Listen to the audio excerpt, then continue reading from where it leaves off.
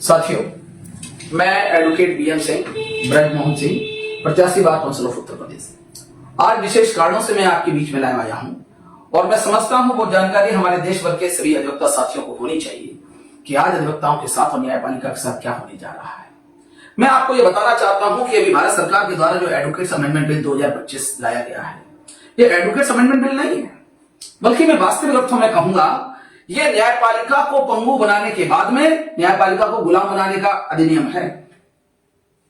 आपका ये सवाल हो सकता है कि आखिरकार मैं ये बात कैसे कर रहा हूं कि न्यायपालिका का और एडवोकेट्स अमेंडमेंट बिल से क्या संबंध है। तो मैं आपको बताना चाहता हूं न्यायपालिका को उन्होंने पंगु कैसे बनाया। इलाहाबाद हाई कोर्ट में जो सैंक्शन जजेस की स्ट्रेंथ है वो 160 है, तो आज ही नहीं 2004 से। आज तक उन जजेस की स्ट्रेंथ को हमारी भारत सरकार ने नहीं बढ़ा। हमारे माननीय मोदी जी का भी 10 साल गुजर चुका है, तीसरा रिजिम चल रहा है। आज की तारीख में इलाहाबाद हाई कोर्ट में मात्र 78 जजेस वर्किंग स्ट्रेंथ में है हमारी लखनऊ बेंच को मिलाकर। एक सवाल बनता है कि जो जजेस का जो काम है, जो उनके स्टाफ का काम है, क्या कहीं टिकट बांटना है? नहीं, निश्चित रूप से उनका काम ऐसा है कि जिन जजेस के 700, 800, 900 और 1000 मुकदमे लगते हैं, क्या हम ये कल्पना कर सकते हैं कि एक जजेस 10 बजे से 4 बजे तक बैठकर उन 700 मुकदमों को सुन लेगा? बिल्कुल भी पॉसिबिलिटी नहीं है। यही कारण है कि पूरे भारतवर्ष के जितने भी न्यायालय हैं, सरकारों ने वहां पर जजेस की स्ट्रेंथ को नहीं भरा है। इलाहाबाद हाई कोर्ट के अंदर 78 जजेस की स्ट्रेंथ केवल काम कर रही है, जो कि लेस देन 50% है। यही कारण है कि आज इलाहाबाद हाई कोर्ट के अंदर ये हालात है कि एक फ्रेश मुकदमे के लिए कोर्ट के समक्ष बहस में आने के लिए 5 से 6 महीने का समय लग जा रहा है। इस प्रकार न्यायपालिका को पंगु बना दिया गया है और हमारे ऑनरेबल जो जजेस हैं, इन मुकदमों के बोझ की वजह से एकदम दबाव है। उनका स्टाफ भी उनसे ज्यादा मेहनत कर रहा है। ऑनरेबल जजेस और स्टाफ के ऊपर पेंडेंसी का इतना बड़ा दबाव है कि वो 700 और 800 मुकदमे एक दिन में नहीं सुन सकते। अभी हमारी सरकार ने क्या किया, हमारे ऑनरेबल जजेस की भर्ती नहीं किया। जब ऑनरेबल जजेस की भर्ती नहीं हुई, इसका दूसरा सा मतलब है कि जो जनता न्याय के लिए दरवाजे खटखटाती है उन्हें न्याय नहीं मिल सकता। और न्याय अगर मिल रहा है तो देरी से मिलने वाले न्याय को न्याय नहीं माना जाता। और निश्चित रूप से न्यायपालिका को मुकदमों के बोझ के अंदर सरकार ने अपने षड्यंत्र के माध्यम से दबा दिया गया है, पंगु बना दिया गया है। और अगला मेरा ये आरोप कि ये जो अमेंडमेंट बिल है, ये अमेंडमेंट बिल नहीं है, न्यायपालिका को गुलाम बनाने का षड्यंत्र है। वो कैसे, वो मैं आपको बताना चाहता हूं। न्यायपालिका का अभिन्न अंग विद्वान अधिवक्ता है, और जो हमारे विद्वान अधिवक्ता हैं, ये कोई अपने मुकदमे नहीं लड़ते, ये उन गरीबों की, उन लोगों की, उन मुवक्किलों की वहां आवाज उठाते हैं जिन्हें संवैधानिक अधिकार मिला है कि जिनके साथ में अगर कोई अन्याय हो रहा है तो कॉन्स्टिट्यूशनल मशीनरी का उपयोग कर वो न्याय पा सकते हैं। और सवाल यह है कि अगर आपकी सरकार बहुत बढ़िया काम करती तो बड़ी संख्या में यहां मुकदमे क्यों आते? यहां मुकदमे आने का मूल कारण यह है कि एक रिप्रेजेंटेशन तक आपकी सरकार के में बैठे हुए ऑफिस बियरर्स एक एप्लीकेशन तक को डिसाइड नहीं करते। इसलिए सैकड़ों मुकदमे हाईकोर्ट में इस बात के लिए आते हैं कि take the decision upon the representation with the speaking and reason total. इस प्रकार अधिवक्ता जो है, जो न्यायपालिका का अभिन्न अंग है और उन गरीबों की आवाज उठाता है, उन्हें न्याय दिलाने के लिए आवाज उठाता है। अगर वो अधिवक्ता निष्पक्ष और निडरता से अपनी बात ही रखने लायक नहीं होगा तो वो लोगों को न्याय कैसे दिला सकता है? इसीलिए मेरा कहना है कि जो सरकार के द्वारा ये जो अमेंडमेंट बिल 2025 लाए हैं, जिसमें 28 फरवरी 2025 तक लास्ट डेट रखी है हमारे सजेशंस के लिए, तो मैं कहना चाहता हूं ये एडवोकेट्स अमेंडमेंट बिल नहीं है। एडवोकेट्स अमेंडमेंट क्या बात का? हमारे एडवोकेट अमेंडमेंट के बारे में कहना चाहता हूं, पूरे देश भर में हमारे विद्वान अधिवक्ताओं ने मांग किया। क्या बात की मांग किया कि एडवोकेट्स के लिए एडवोकेट्स प्रोटेक्शन एक्ट आना चाहिए। एडवोकेट्स प्रोटेक्शन एक्ट क्यों आना चाहिए? क्योंकि अभी पिछले कुछ समय में बड़ी संख्या में अधिवक्ताओं के साथ में घटनाएं हुई हैं। उन घटनाओं के होने की वजह से इस बात की लगातार मांग पूरे देश भर में की जा रही है कि अधिवक्ताओं के लिए एडवोकेट्स अमेंडमेंट बिल होना चाहिए, अमेंडमेंट एक्ट होना चाहिए। जी नहीं, हमें क्या चाहिए? Advocates protection act. तो हमारे लिए तो प्रोटेक्शन तो नहीं किया, बल्कि उसके बदले में अभी वर्तमान मोदी सरकार ने क्या लाया? एडवोकेट्स पैनल एक्ट कहूंगा मैं इसको, एडवोकेट्स अमेंडमेंट बिल नहीं कहूंगा, एडवोकेट्स पैनल एक्ट। मैं पैनल एक्ट क्यों कह रहा हूं? क्योंकि इस अमेंडमेंट की आड़ में वो पूरी तरह से वकीलों को दंडित करने की योजना बना रहे हैं, और वो वकीलों को दंडित करने का इनडायरेक्ट कॉन्सेप्ट ये है कि वो न्यायपालिका को गुलाम बनाने के लिए षड्यंत्र रच रहे हैं। मैं ऐसा क्यों कह रहा हूं? आपको मालूम है, माननीय मोदी जी के स्वर्णिम काल में ही भारत के उच्चतम न्यायालय के जजेस ने इस बात को कहा था कि भारत की न्यायपालिका और भारत में लोकतंत्र खतरे में है। यह अमेंडमेंट इस बात का प्रमाण है कि आप भारत की न्यायपालिका को गुलाम बनाना चाहते हैं। और मैं ऐसा क्यों कह रहा हूं, मैं इस प्रावधानों के बारे में आपको कहना चाहता हूं। आप सबसे पहले नजर डालेंगे section 2 sub clause double E जो उन्होंने अमेंडमेंट किया है। क्या अमेंडमेंट है? इस अमेंडमेंट के माध्यम से उन्होंने परिभाषा लिखी है। Bar examination means any examination or test including the all India bar examination prescribed by Bar Council of India for enrollment of a law graduate as an advocate or for his continuance in practice of law as an advocate after his enrollment। जो नए लोग हैं, नए छात्र हैं, नए लोग graduates हैं, अगर एडवोकेसी को ज्वाइन कर रहे हैं, उनके लिए एग्जाम होना समझ में आता है, उनके लिए टेस्ट होना समझ में आता है। लेकिन यह बात बड़ी अजीबोगरीब है कि जो आदमी एनरोलमेंट कराने के बाद पहले से प्रैक्टिस में है और अपनी प्रैक्टिस को कंटिन्यू करना चाहता है, आप उनके लिए भी टेस्ट और एग्जामिनेशन लागू करेंगे। उसके पीछे रीजन क्या है? एडवोकेसी के प्रोफेशन के अलावा सीए का प्रोफेशन है, इंजीनियरिंग का प्रोफेशन है, डॉक्टरी का प्रोफेशन है। क्या रजिस्ट्रेशन के बाद में उनकी एग्जामिनेशन का कोई प्रोसेस है? बिल्कुल नहीं। निश्चित रूप से आप एग्जामिनेशन और टेस्ट की आड़ में तमाम अधिवक्ताओं पर दबाव बनाना चाहते हैं। मैं दूसरे प्रावधान पर चर्चा करने से पहले मैं कहना चाहूंगा, यह डेफिनेशन एकदम एब्सर्ड है और किसी भी रूप में स्वीकार करने योग्य नहीं है। ये प्रावधान इसका विरोध करते हैं। मैं उसी प्रकार दूसरे क्लॉज के बारे में बात करूंगा, डेफिनेशन क्लॉज में मिसकंडक्ट। ये हमारा एडवोकेट एक्ट है। इस एडवोकेट एक्ट में मिसकंडक्ट की तो पहले से परिभाषा दी हुई है। आप उस परिभाषा के बाद में इस परिभाषा को जो लिख रहे हैं उसको वाइड डायमेंशन दे रहे हैं। वाइड डायमेंशन क्यों दे रहे हैं? क्योंकि आप चाहते हैं कि अब भारत में वो वकील रहे जो केवल आपकी हां में हां मिलाएं। क्या है मिसकंडक्ट? मींस एनी एक्ट और omission by an advocate which constitutes breach of और non observation of the standards of conduct expected from an advocate. ये तो परिभाषा पहले से भी रखी है। ओमिशन और एक्ट दोनों को आपका एक पर्पज है इस मिसकंडक्ट की परिभाषा को इतना बड़ा कर दिया जाए कि जो भी अधिवक्ता आपके कथानुसार ना चले, आप उन पर अपने इन प्रावधानों की आड़ में सिकंजा कर सकें। इसलिए मिसकंडक्ट की ये परिभाषा किसी भी रूप में हमारे अधिवक्ताओं को स्वीकार्य नहीं है। इसका हम विरोध करते हैं। मैं अगले प्रावधान के बाद में बात करूंगा इसी डेफिनेशन क्लॉज में, sub clause O, verification certificate means and includes periodic verification of certificates, place of practice and other details or credentials of the advocates to be issued by the state bar councils। COP तो हमारे पास पहले से, place of practice, तो place of practice पहले से है, हमारा detail सारा उनके पास है। जब हमने रजिस्ट्रेशन कराया तो उनके पास है सारा डिटेल। तो सवाल ये उठता है कि वेरिफिकेशन सर्टिफिकेट क्या बात है? क्या एडवोकेसी के प्रोफेशन के अलावा किसी अन्य प्रोफेशन में आपके पास में वेरिफिकेशन सर्टिफिकेट की व्यवस्था है? बिल्कुल नहीं। और जिस आदमी का डिटेल रजिस्ट्रेशन के समय सारे डॉक्यूमेंट्स वेरीफाई करने के बाद में रजिस्ट्रेशन किया जा रहा है, फिर वेरिफिकेशन आप क्या करना चाहते हो? आप वेरिफिकेशन की आड़ में अधिवक्ताओं पर दबाव बनाना चाहते हैं जिससे कि वेरिफिकेशन अपने मन से दबाव बनवाया जा सके और उन लोगों को, अधिवक्ताओं को परेशान किया जा सके। इसलिए आपकी ये परिभाषा किसी भी रूप में हमारे अधिवक्ता को स्वीकार नहीं है। इसका हम विरोध करते हैं। मैं अगले प्रावधान के बारे में बात करूंगा। सेक्शन 3 के अंदर है जो अमेंडमेंट है ये, और ये बहुत ही खतरनाक अमेंडमेंट है जिसे आप सुनकर हैरान होंगे सभी मेरे विद्वान अधिवक्ता साथियों। क्या कोई मेंबर ऑफ पार्लियामेंट मात्र 3 साल के, जिसमें सजा का प्रावधान है, ऐसे किसी मुकदमे का केवल फेस करे, ट्रायल कन्विक्शन ना हुआ हो, इलेक्शन लड़ने से रोका जा सकता है? नहीं ना। मैं इसके बारे में आपको बताना चाहता हूं। प्रोविजो का provided that no advocate legal practitioner shall be entitled to be a member of any state bar council or bar council of India who is a convict or is facing trial in an offense of having minimum punishment prescribed is 3 years। अगर trial face करने मात्र से state bar council का, bar council का member नहीं हो सकेगा। निश्चित रूप से यह प्रावधान हमारे विद्वान अधिवक्ता साथियों को वो जो डेमोक्रेटिक थीम है और जो डेमोक्रेटिक प्रोसेस है कि बार काउंसिल ऑफ इंडिया या बार काउंसिल ऑफ स्टेट का अगर मेंबर होकर वो हमारे अधिवक्ताओं की आवाज को ऊपर उठाना चाहते हैं, उनको खत्म करने का ये सिद्धांत है। फर्जी एफआईआर तो आप किसी पर भी लिखा सकते हो।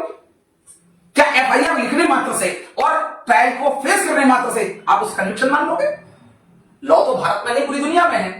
Until or unless the person has not been convicted, he will be presumed as an innocent. तो किस आधार पर केवल फेस करने मात्र से ट्रायल को आप उसे स्टेट बार काउंसिल का और बार काउंसिल ऑफ इंडिया का मेंबर बनने से रोक देंगे? निश्चित रूप से ये फंडामेंटल राइट्स जो हैं और जो कॉन्स्टिट्यूशनल थीम है उसके विरोध में है। इसलिए ये प्रावधान आपका किसी भी रूप में हमारे विद्वान अधिवक्ता साथियों को स्वीकार नहीं है, हम इसका विरोध करते हैं। मैं अगले प्रोविजन के बारे में बात करूंगा जो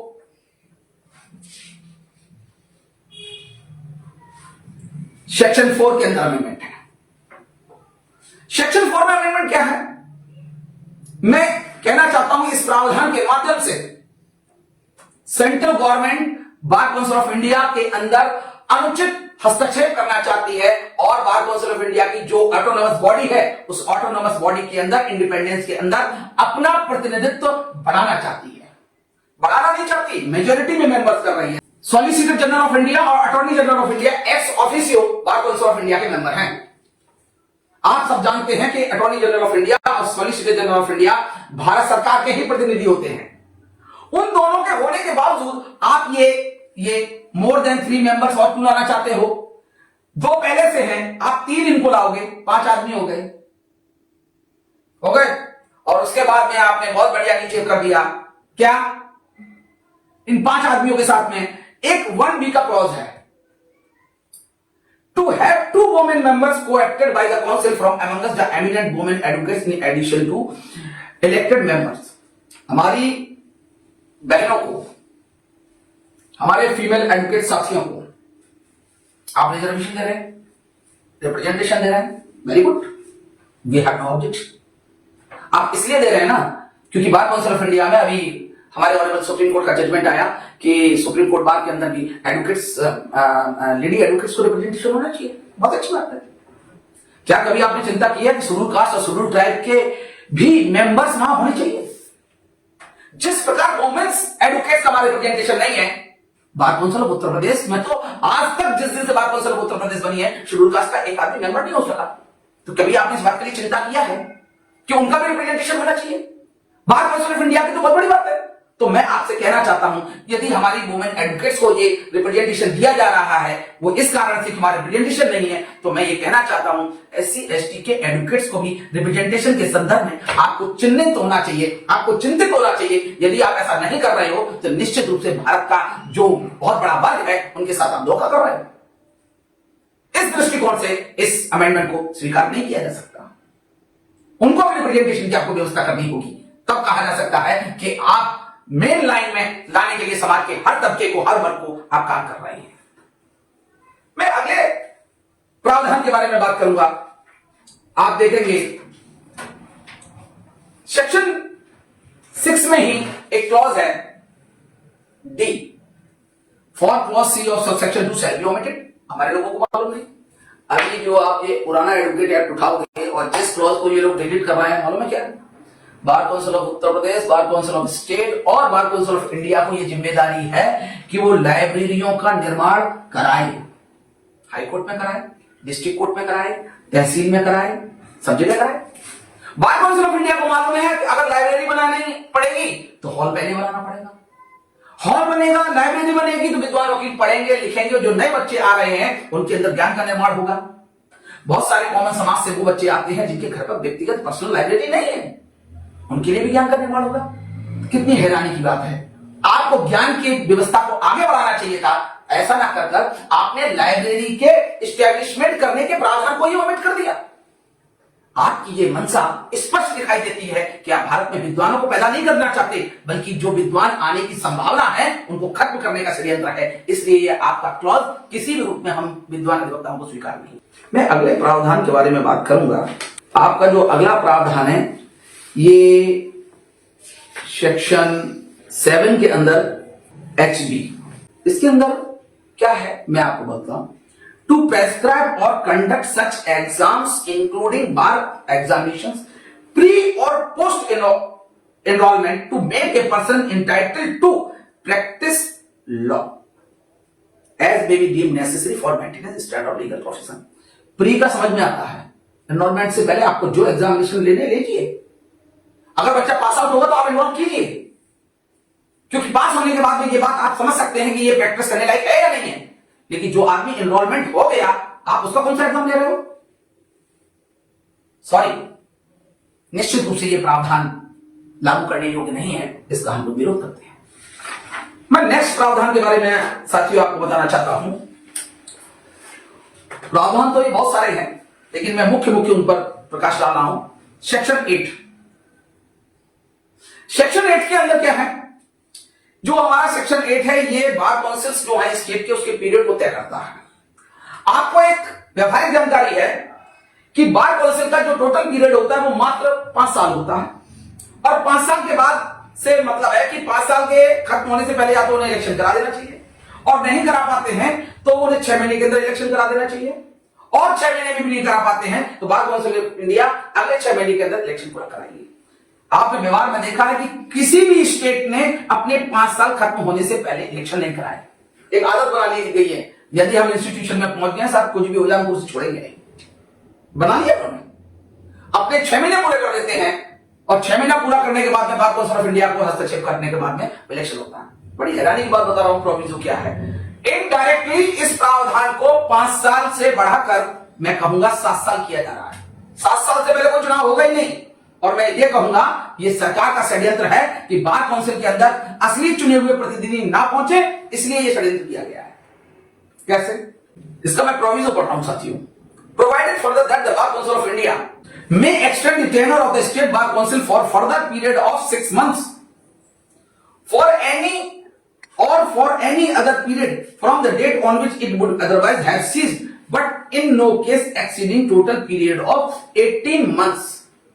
एक ही झटके में 18 महीने का संशोधन कर दिया कि साहब 18 महीने से ज्यादा नहीं करेंगे, और 18 महीने के बाद में फिर उनका क्रॉस कौन सा शुरू होगा? बार काउंसिल ऑफ इंडिया का। 6 महीने वो जोड़ लीजिए, 18 और 6 24 महीने, 24 महीने का मतलब है 2 साल। 5 साल वो हो गया, 2 साल ये हो गया, 7 साल का एक बार चुनाव के बाद में आपने व्यवस्था बना दिया। ये कैसे माना जा सकता है उचित है? निश्चित रूप से मैं कहना चाहता हूं कि आपके द्वारा किया गया ये अमेंडमेंट निश्चित रूप से बार काउंसिल्स की जो शुचिता है और जो continue election process, democratic process होता है, उसे खत्म करने का आपका षड्यंत्र है। इसलिए यह प्रावधान किसी भी रूप में स्वीकार करने योग्य नहीं है। मैं इसके अलावा आपका ध्यान दिलाना चाहता हूं सेक्शन 9B, जिसे इंसर्ट करने की गवर्नमेंट की तैयारी है। इसके अंदर आप देखेंगे कि बार काउंसिल्स की जो इंडिपेंडेंस है, जो ऑटोनोमस बॉडी है, उसको ही खत्म करने का प्लान है। आप देख रहे हैं ये special public grievance redressal committee of bar council of India, ये स्पेशल कमेटी बनेगी, और स्पेशल कमेटी के मेंबर कौन है? फर्स्ट, ए फॉर्मर जज of supreme court, second, 2 retired जजेस of high court, third, 1 senior advocate, और fourth, 1 member of the bar council of India. अब आप इस तरह देखेंगे, 3 जो है 1 एंड 2 क्लॉज में, एक सुप्रीम कोर्ट जज, 2 हाई कोर्ट जज, 3 जजेस हो गए, और एक सीनियर एडवोकेट और एक अन्य मेंबर यानी 2 वकील। जजेस को संख्या में 3 किया गया है, और जो हमारे इलेक्टेड जो हमारे प्रतिनिधि हैं उनकी संख्या कितनी है वकीलों की? मात्र 2। इसका सीधा सा मतलब है जो मेजोरिटी में परमानेंट जुडिशरी के ऑफिस बियरर्स को या एक्स ऑफिस बियरर को अगर इसके अंदर इंटरफेरेंस कराया जा रहा है, तो बार काउंसिल वकीलों के हित में मेजोरिटी में ना होने की वजह से कोई भी निर्णय लेने की परिस्थिति में हो ही नहीं सकती है। इसलिए इस प्रावधान का हम लोग विरोध कर रहे हैं, क्योंकि मेजोरिटी में अगर एडवोकेट्स का रिप्रेजेंटेशन नहीं है एडवोकेट्स के इंस्टीट्यूशन में, तो निश्चित रूप से ये बार काउंसिल ऑफ इंडिया के ऑटोनोमस स्वरूप को और इंडिपेंडेंट स्वरूप को खत्म करने का षड्यंत्र है। मैं इसी प्रकार नेक्स्ट प्रोविजन के बारे में आपको बताना चाहता हूं साथियों। ये नेक्स्ट प्रोविजन है 19A। 19A क्या है? 19A का +2, The verification of all advocates enrolled with a state bar council shall be undertaken by the state bar council every 5 years। हर 5 साल में किया जाएगा, एक बार नहीं होगा। In order to verify whether such advocate is continuing in the profession or whether there has been any change in their place of practice. और आप 3 का प्रोविजन जो पढ़ेंगे, सबसे मजेदार बात, the state bar council shall carry out verification under this section before 90 days of each state bar council election. यानी जब जब बार काउंसिल्स में इलेक्शन की बात आएगी और उससे 3 महीने पहले ये वेरिफिकेशन का काम चालू करेंगे, और जो लोग वकील मजबूती से अधिवक्ताओं के हित में लड़ने की पोजीशन में होंगे, बहुत अच्छा तरीका रहेगा कि उन लोगों के नाम को ही वेरिफिकेशन के नाम से उलझा के रखना। मुझे तो नहीं लगता कि किसी भी तरीके से ये रीजनेबल है। आपको अगर वेरिफिकेशन करना है तो आप इलेक्शन से 3 महीने पहले क्यों कर रहे हो? आपके पास तो परमानेंट डाटा है। आपको तो मालूम है कि जो आदमी हमारा रजिस्टर्ड हो गया है और परमानेंटली अगर ये हमारे पास है, तो वेरिफिकेशन कौन सा कर रहे हो? अगर उसकी डेथ होती है, ठीक है, ये विल इन्फॉर्म यू। उसके फैमिली मेंबर जो बाहर है और भी लोग हैं, वो करेंगे आपको। लेकिन हर इलेक्शन से पहले ही वेरिफिकेशन करना है, इसका मतलब है आप इलेक्शन को प्रभावित करना चाहते हैं। इसलिए इस रूप में ये अमेंडमेंट किसी भी रूप में स्वीकार होने योग्य नहीं है मेरे साथियों। उसी प्रकार मैं अगले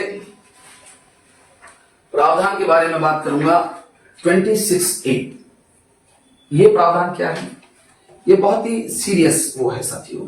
पर बात कर रहा हूं मैं, who is found guilty of serious misconduct और causing obstruction in the courts function. अब सवाल ये है, कोर्ट्स के पास में पर्याप्त पावर है वकीलों को और आम आदमी को हैंडल करने का। भारत के संविधान में आर्टिकल 215 है। सिविल साइड में सिविल कंटेम्प्ट का प्रावधान है। इसके अलावा हमारे कोर्ट्स के पास में क्रिमिनल कंटेम्प्ट का भी प्रावधान है, जिससे वो वकीलों की किसी भी जो उद्दंड वकील हैं उनको हैंडल करने की पर्याप्त शक्ति है।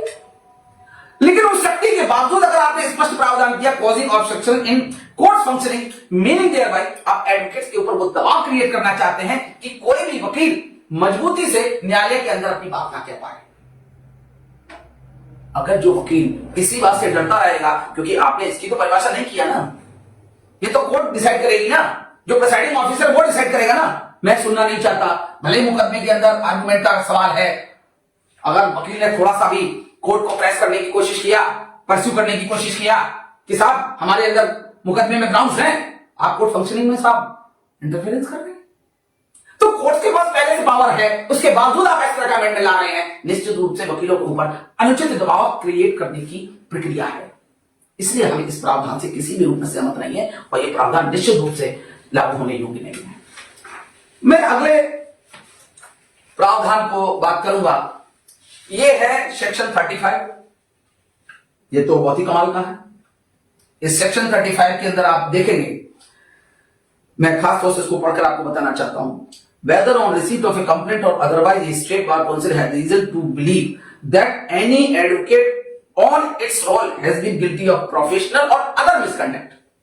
प्रोफेशनल मिसकंडक्ट समझ में आता है क्योंकि हम प्रोफेशन में हैं। अदर मिसकंडक्ट की क्या परिभाषा है? कोई भी व्यक्ति थर्ड मैन अगर किसी भी अधिवक्ता के बारे में शिकायत कर देता है और आप प्रोफेशनल मिसकंडक्ट नहीं अदर मिसकंडक्ट में उसे आप ट्रीट करोगे, तो वकील के पास में बचाव का क्या तरीका है? आपने केवल इसी आधार पर उनके खिलाफ डिसिप्लिनरी प्रोसीडिंग करने का हथियार चुन लिया। इसके अलावा अगर वकील गिल्टी पाया गया, 3 लाख रुपए का दंड लगाएंगे आप। ये ई के अंदर है।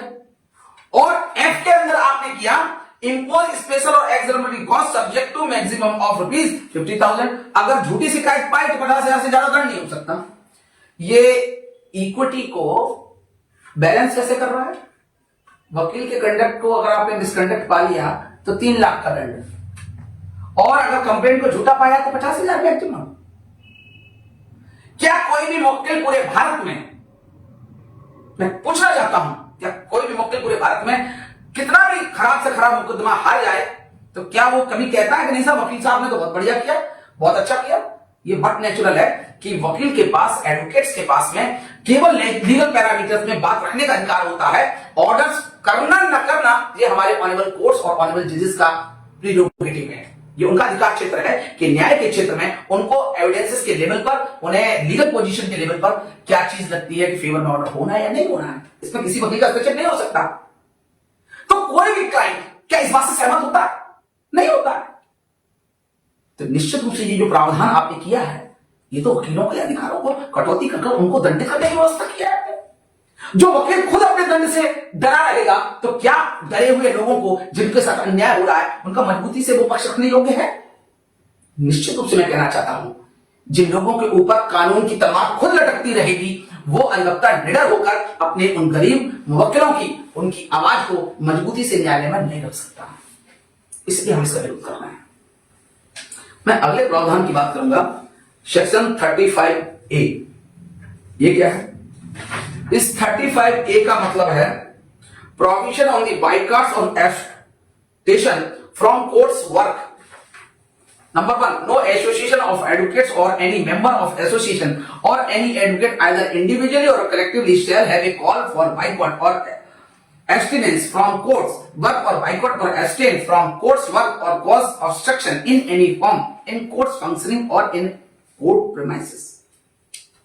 साथियों, हम अधिवक्ताओं के लिए कानून लाया जा रहा है, चाहे व्यक्तिगत रूप से, चाहे एसोसिएशन के रूप में, चाहे आप कलेक्टिवली। कोई भी हड़ताल किसी भी तरीके की आप नहीं कर सकते। बिल्कुल सही है, हम भी हड़ताल का समर्थक नहीं है, लेकिन कानून बनाने वाले विद्वान लोगों से हम जानना चाहते हैं, आप महीने की सैलरी दे रहे हो, हमें टीएडीए दे रहे हो, आप हमको रेसिडेंशियल मंथली फ्लैट दे रहे हो, ट्रेन में, बस में, हवाई जहाज में क्या पास दे रहे हो? क्या सुविधा दे रहे हो आप भाई? हमें बस का टिकट दे रहे हो, ट्रेन का टिकट दे रहे हो, हवाई जहाज का पास दे रहे हो, रेसिडेंशियल फ्लैट दे रहे हो। अरे मैं तो ये कहूंगा, आपको इस बात का शर्म आनी चाहिए, आप तो विद्वान अधिवक्ताओं को बैठने के लिए चैंबर तक नहीं दे सकते। जिस कोर्ट कैंपस के अंदर क्लर्क को काम करने के लिए छत है, जिस कोर्ट कैंपस में कार्य करने के लिए प्रिसाइडिंग ऑफिसर के पास में एसी लगे, कूलर लगे, बढ़िया बिल्डिंग के रूम्स हैं, और वहीं हमारे विद्वान अधिवक्ता लोगों को बैठने के लिए आप जरा देश भर के डिस्ट्रिक्ट कोर्ट्स के, तहसील के पोजीशन लीजिए, हाई कोर्ट्स के पोजीशन लीजिए, लोगों को बैठने की पर्याप्त व्यवस्था तक नहीं है। बहुत बढ़िया। आपको यह नहीं दिखता कि एडवोकेट्स न्याय के प्रहरी हैं, वो जुडिशरी का पार्ट एंड पार्सल है, उनके लिए सुविधा कुछ नहीं है, आपको यह प्रॉब्लम नहीं है, लेकिन आपको यह प्रॉब्लम है कि हड़ताल नहीं होनी चाहिए। हड़ताल होती क्यों है? कभी आपने सोचा? हमारे इलाहाबाद हाई कोर्ट ने कल की तारीख में, हाई कोर्ट ने, बार ने स्ट्राइक आउट किया है। क्यों किया? 160 जजेस की स्ट्रेंथ को आप नहीं भर रहे हो। तो मैं माननीय मोदी जी से, योगी जी से, राष्ट्रपति जी से, गवर्नर साहब से और कॉलेजियम के हेड से सबसे एक सवाल करता हूं, 160 जजेस की स्ट्रेंथ भरने से क्या वकील रोक रहे हैं आपको? तहसील के वकील आंदोलन कर रहे हैं, हड़ताल कर रहे हैं, क्या जजों को मत भरिए? हाईकोर्ट के वकील आपको रोक रहे हैं कि उन जजों को मत भरिए? मैं कॉलेजियम से और देश के प्रत्येक नागरिक से इस बात की मांग करना चाहता हूं, उनको याद दिलाना चाहता हूं, अपने काम को नहीं कर रहे हैं सरकार में बैठे लोग, बल्कि वो वकीलों को गुलाम बनाने के लिए ये काम कर रहे हैं। इसलिए ये प्रावधान किसी भी रूप में स्वीकार करने योग्य नहीं है मेरे साथियों। मैं अगले प्रावधान की ओर आपको ध्यान दिलाना चाहता हूं। इस सेक्शन 36 है अमेंडमेंट का। इसका क्या है? Where on receipt of a complaint or otherwise Bar Council of India has reason to believe that any advocate has been guilty of professional or other misconduct, it shall be referred the case for disposal either to its disciplinary committee of the Bar Council of India or to disciplinary committee of the concerned state bar council. State bar council provide that a prima facie case of serious complaints. इस amendment में उन्होंने एक amendment लाया है 66B, बड़ा कमाल का है। अगर किसी के खिलाफ शिकायत है तो हमारा तो यह मानना है स्पीडी जस्टिस के लिए महीने में, 2 महीने में, 3 महीने में कंप्लेंट को आप डिसाइड कर दो। This that way. कितनी हैरानी की बात है कि आपने उसके अंदर जो समय बनाया है 36B, disposal of disciplinary proceedings, the disciplinary proceedings committee of state bar council shall dispose of the complaint received by it under section 35 expeditiously or in each case the proceedings shall be concluded within a period of 2 years। कितनी हैरानी की बात है। एक complaint जो वकील के खिलाफ है, आपने उसको डिसाइड करने का 2 साल का समय रखा है, और यदि वो डिसाइड नहीं कर पाती है on the date of initiation proceeding, तो आपने प्रोविजो बनाया है the bar council of India shall make endeavours to conclude the said proceeding transfer to it within a period of 1 year, यानी 3 साल। इसका मतलब है आप विद्वान वकीलों को एक एक फ्रिवलेस कंप्लेंट पर कम से कम 3-3 साल उलझा कर रखना चाहते हो। 3 साल का समय बहुत लंबा होता है। आप 3 महीने के अंदर क्यों नहीं डिसाइड कर रहे हो? क्योंकि आपको मालूम है कि मुकदमों के एक नई ब्रांच खोलने की तैयारी है कि अभी तक मुकदमे वकील लोग लड़ते हैं जनता के अन्याय के। पता लगा वकील खुद लाइन में खड़ा है, कम से कम 3 साल का समय है मुकदमा डिसाइड होने का। तो मैं आपको यह भी ध्यान दिलाना चाहता हूं, जितने भी आपने लॉ बनाए हैं, किसी भी लॉ में उस समय के अंदर कोई भी मुकदमा डिसाइड नहीं होता, बल्कि उसके आगे 10-10 साल चलता है। आपने SC/ST एक्ट का उदाहरण ले लीजिए। आपने लिखा है कि 2 महीने में ट्रायल प्रोसीड हो जाए। पूरे देश के अंदर कहीं भी पता कर लीजिए, क्या ट्रायल 2 महीने में प्रोसीड हो रहा है? आपने प्रावधान कर रखा कि 7 दिन के अंदर FIR जब से होती है, 7 दिन के अंदर उसे कंपनसेटेड रिलीफ मिल जाना चाहिए, कंपनसेशन अमाउंट। क्या कहीं पर मिल रहा है? आपने फैमिली कोर्ट्स में बनाया है, कितने टाइम बाद के अंदर मुकदमा डिसाइड हो जाना चाहिए, हो रहा है।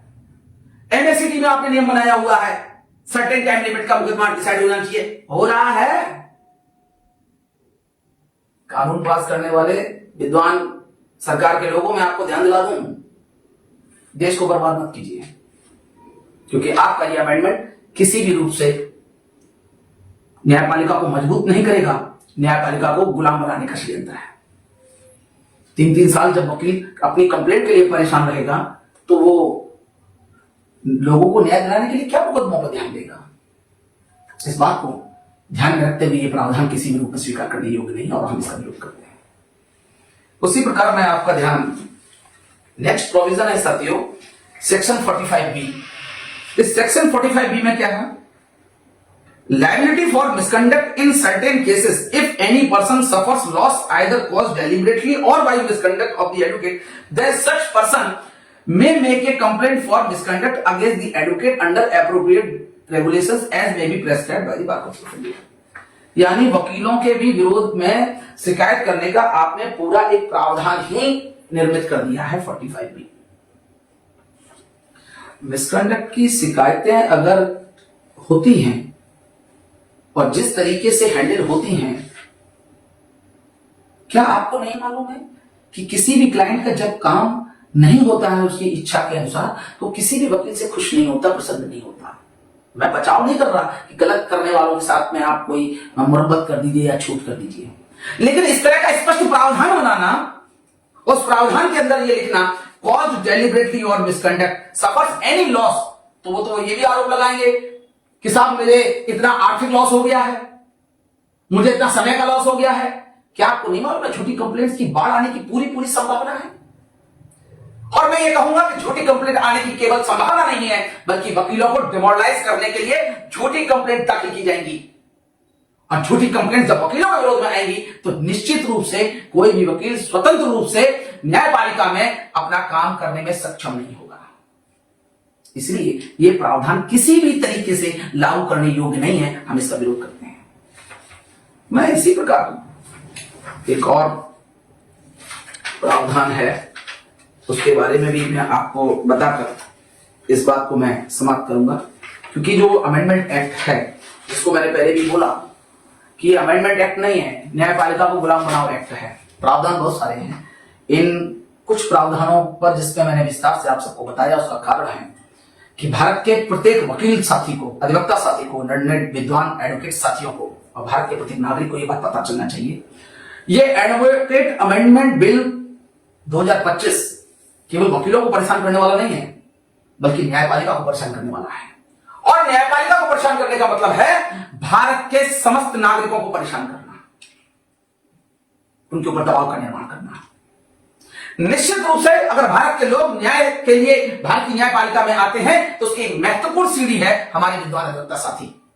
अगर उस विद्वान अधिवक्ता साथियों की जो सीढ़ी है, जो न्याय तक लेकर जाती है, अगर उस सीढ़ी पर ही ऐसा कुठाराघात होगा, तो क्या आप कल्पना करते हैं कि आम आदमी को भारत में न्याय दिला पाएंगे हम विद्वान साथी? बिल्कुल नहीं। इसलिए मैं भारत सरकार से अनुरोध करना चाहता हूं, आपने मांगा है ना 28 फरवरी तक अपने सुझाव, तो मेरे इस वीडियो को ही आप अपने ऑफिशियल जो मशीनरी है आईटी सेल का, उस आईटी सेल के माध्यम से मेरे इस वक्तव्य को ही आप अपने इस 2025 अमेंडमेंट एक्ट जो है, बिल है जो एडवोकेट्स का, इसके बारे में सुझाव समझिए, हमारा विरोध समझिए। ये डॉक्यूमेंट्री एविडेंस है, आप इसको कंसीडर कीजिए। इसलिए हम सोशल प्लेटफॉर्म पर दे रहे हैं आपको, क्योंकि आपने जो कहा ईमेल से भेजो, अरे आपका तो ईमेल बहुत बढ़िया वाला है, उसी समय आपका सर्वर डाउन हो जाता है। इसलिए मैं इस सोशल मीडिया प्लेटफॉर्म के माध्यम से, जो कि डॉक्यूमेंट्री एविडेंस है, क्योंकि आप बहुत सारे सोशल मीडिया प्लेटफॉर्म के माध्यम से एफआईआर भी लिख देते हो, अगर फ्रीडम ऑफ स्पीच में कोई बात कहो, तो मैं आपको कहना चाहता हूं कि हमारे इस वीडियो को ही आप अपने इस अमेंडमेंट बिल के संदर्भ में हमारा सुझाव माने, और हम एडवोकेट्स की तरफ से इसको आप हमारा विरोध भी माने, और हमारे इन डाउट्स को आप केवल क्लियर ना करें, क्योंकि इससे हमें पता चल रहा है कि ये प्रावधान किसी भी रूप से न्यायपालिका को मजबूत नहीं करेंगे, विद्वान अधिवक्ताओं को मजबूत नहीं करेंगे, बल्कि न्यायपालिकाओं को और हमारे विद्वान अधिवक्ताओं को कमजोर करेंगे, जो कि निश्चित रूप से भारत की न्यायपालिका और भारत के समस्त लोगों के लिए न्याय हितकर नहीं है। इसी अनुरोध के साथ मैं सभी विद्वान अधिवक्ताओं से 2 अपील कर अपनी बात को अभी मैं समाप्त करूंगा। नंबर 1, भारत की न्यायपालिका में समस्त पदों को भरा जाए, यह भारत के लोगों को न्याय दिलाने का पहला पहलू है। इसलिए भारत के समस्त अधिवक्ता साथी जो डिफरेंट हाई कोर्ट्स में हैं, डिफरेंट डिस्ट्रिक्ट कोर्ट्स में हैं, मैं जल्द ही आपके सामने वो आंकड़े, वो सैंक्शन स्ट्रेंथ भी बताऊंगा। आप भी गूगल से ऑनलाइन जाकर चेक कर सकते हैं कि जितनी भी पोस्ट स्ट्रेंथ हैं, वो किसी भी स्टेट में हाई कोर्ट में गवर्नमेंट के द्वारा नहीं भरी जा रही है। वो इसके माध्यम से न्यायपालिका और वकीलों के ऊपर दबाव बनाना चाहते हैं। इसलिए मैं सभी से डिमांड करता हूं, साथियों से, इस मुद्दे को बड़ी ताकत के साथ प्रत्येक विधायक, प्रत्येक मंत्री, प्रत्येक सांसद के सामने उठाइए कि आप उन पदों को तत्काल भरिए, जिस प्रकार अपना 6 महीने के अंदर चुनाव पूरा कर लेते हैं। नंबर 1। और नंबर 2, यह जो अधिवक्ताओं का विषय है, इस विषय पर शालीनता से संवैधानिक दायरे में रहते हुए हमें पुरजोर विरोध करना चाहिए। और हमारी हाईकोर्ट बार इलाहाबाद ने और हमारे दिल्ली एडवोकेट्स के साथियों ने और हमारे तमाम विद्वान साथियों ने देश भर में जो इस पर अपने विचार रखे हैं, उन विचारों से सहमत होते हुए मैं भी अपना विचार इस बात के साथ रखता हूं कि अमेंडमेंट बिल हमें किसी भी रूप में स्वीकार नहीं है। और मैं हर तरीके से आपके साथ व्यक्तिगत रूप से, और हमारा जो एक संगठन है डॉक्टर अम्बेडकर राष्ट्रीय अधिवक्ता संघ, उसके सभी कार्यकर्ता, पदाधिकारी, सदस्य और समर्थकों से इस अपील के साथ कि इस शांतिपूर्वक विरोध में हम लोग शामिल हैं, और डॉक्टर अम्बेडकर राष्ट्रीय अधिवक्ता संघ का राष्ट्रीय सहयोगी होने के नाते और एडवोकेट होने के नाते इस बिल का हम लोग विरोध करते हैं। धन्यवाद। जय भारत, जय श्री राम। शरणं गच्छामि, संघं शरणं गच्छामि।